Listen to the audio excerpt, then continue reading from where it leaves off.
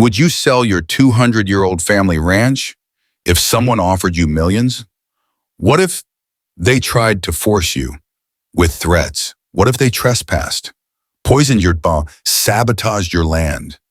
And what if, after all that, they showed up at your front gate with a gun? That happened to me, but instead of giving in, I documented everything. And what I did next, it didn't just save my land, it destroyed hers. Let me tell you how I took down the most dangerous HOA president my town's ever seen. I never thought the history of my family ranch would be threatened by a woman with a clipboard and a Glock. It was a quiet Tuesday when the new HOA president showed up unannounced. Red blazer, designer heels digging into the dusty gravel, like she was allergic to nature. "This land should be developed," she said, staring past me like I was already erased. "It's wasted on cows." I laughed. I shouldn't have, because a week later I found a notice nailed to my barn. Non-compliance with HOA zoning regulations. That barn's been standing since 1820, but apparently it didn't fit the modern aesthetic of the community they were trying to build around my land. A land that's been in my family for 7 generations. I told her no. No to the money, no to the meetings, no to the HOA. She didn't like that word. So she escalated. Threats turned into sabotage. Fines. Court notices. One of my cattle mysteriously ended up injured. Then, the day that changed everything, she showed up at the ranch gate with a smug grin and a pistol on her hip. Not holstered. "I'm done playing nice," she said. I stood my ground. What she didn't know, I had been documenting everything, and I was about to take her down, not with bullets, but with something far more powerful: receipts, witnesses, and the county sheriff. But let me take you back to how it all began. My name's Eli. I was born on this land, a 200-year-old ranch tucked just outside a growing suburb in Texas. What used to be miles of pasture is now boxed in by luxury developments and gated communities. Developers had circled my ranch like vultures for years, but I never budged. My grandfather's ashes are buried under the old sycamore by the creek. My dad taught me to ride right here. I'm not selling that legacy for any price. But then came Marla Denning, a retired real estate mogul turned self-declared community visionary. She bought the biggest house in the new Oak Hollow Estate subdivision, right next to my land. Within 6 months, she'd installed herself as HOA president and began revitalizing the area. First came the Community Aesthetics Summit. Translation: force everyone to repaint their fences beige. Then she started showing up at my fence line. "You know, Eli," she said one morning, sipping cold brew through a stainless steel straw, "if you sold the ranch, we could build a golf course and a lifestyle center. You'd be doing this town a service, boom." I said no. She blinked, like no one had ever said that word to her before. That same week, I got a notice from the county about new zoning evaluations. Suspicious. Then came a complaint. My barn's roof was hazardous to the neighborhood skyline. What skyline? Next, a drone buzzed over my ranch. Not once, daily. She started calling me the holdout. Then came the newsletter, slipped under my door. My land listed as a potential redevelopment opportunity, encouraging neighbors to embrace progress. Funny thing is, I'm not even part of their HOA, but that didn't matter to Marla. She was on a mission. I caught her one night, clipboard in hand, whispering with a man in a suit. "This is Robert," she said. "Our investor liaison thinks your land could be worth millions." I looked him dead in the eye. "I'm not selling," he chuckled. "Everyone sells eventually. Not me." But that was just the beginning, because Marla didn't just want my land, she wanted to break me. It started small, a flickering light at the barn, then 2 nights later, power cut, completely. Electrician comes out. "Looks like the cable was severed, clean cut." "Seen this before," he says, "usually during land disputes." I patch it, but a week later, oil poured across my gravel road. My truck skidded, almost flipped.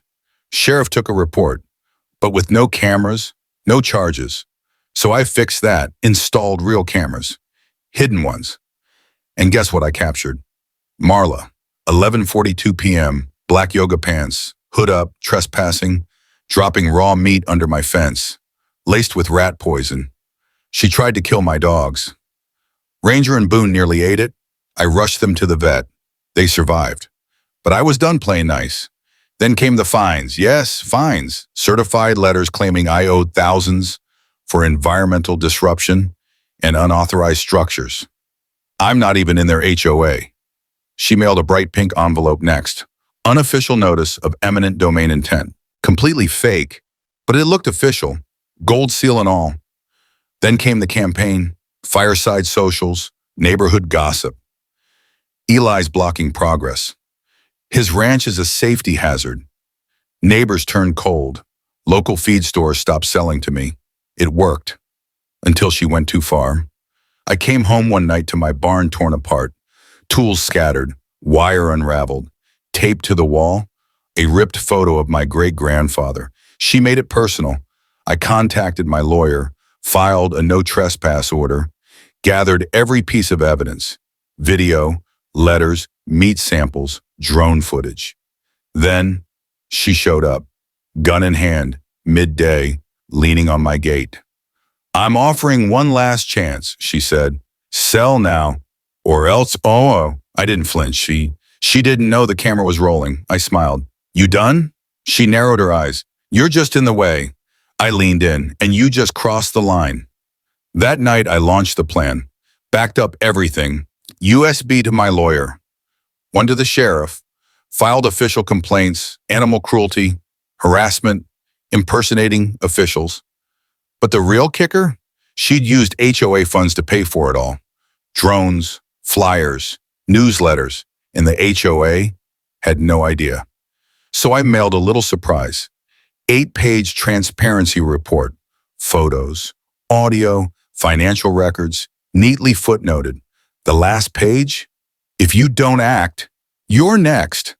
The HOA imploded. Emergency meeting. I wasn't invited. But my cousin Danielle was a new board member. She walked in, dropped the invoices, played the audio.